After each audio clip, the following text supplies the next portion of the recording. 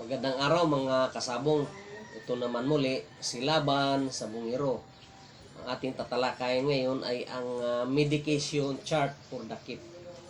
So mga kasabong, marami pong nagtatanong sa atin kung ano yung mga ginagamit nating mga gamot. So of course, marami tayong ginagamit na gamot. Depende po sa gamot. Kasi may mga gamot na hindi po match. Kaya nagkakaroon po ng hindi magandang resulta.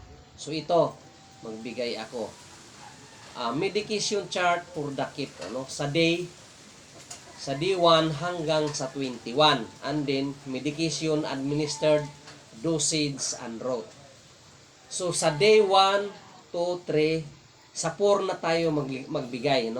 Magbigay tayo ng Rabramine, 0.3 cc. Intramuscular, meaning sa breast, iturok mo 0.3 cc na Rabramine. And then magbigay ka rin ng cod liver oil capsule sa 4 yan. So punta tayo sa 7. Magbigay ka sa pizza 7 ng inyong kip ng cod liver oil capsule. So cod liver oil capsule and 0.5 cc na Rabramine plus 0.2 cc na Zictopir ampules. Ayan. Yun yung sa 7. Ayan po. So, punta tayo sa 9. 9th day of the kip.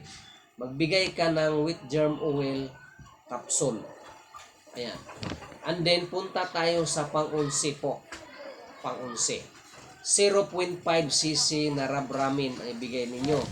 Plus 0.2 cc na Zictopir ampules. And then cod liver oil po sa 12 days. Cod liver oil capsule. Ayan. Punta tayo sa number 15. 15th day of the kip.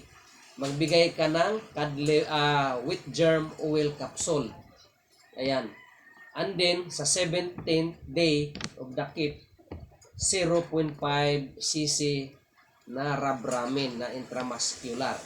Magbigay po kayo. So ito po yung 21 days kip natin. So kung magtanong kayo saan mabili yan, of course doon yan sa mga poultry supply, na mga malalaking poultry supply.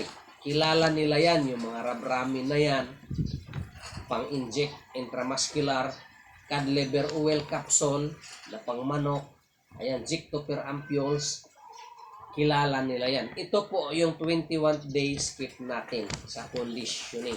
Sundan ninyo. Yung sa mga sa mga days na mayroon kayo, yun ang sundan ninyo. Kaya nga mayroon tayong whiteboard para screenshot ninyo. Inanyayahan ko kayo na mag-screenshot para at least makakopya ninyo, hindi nyo makaligtaan.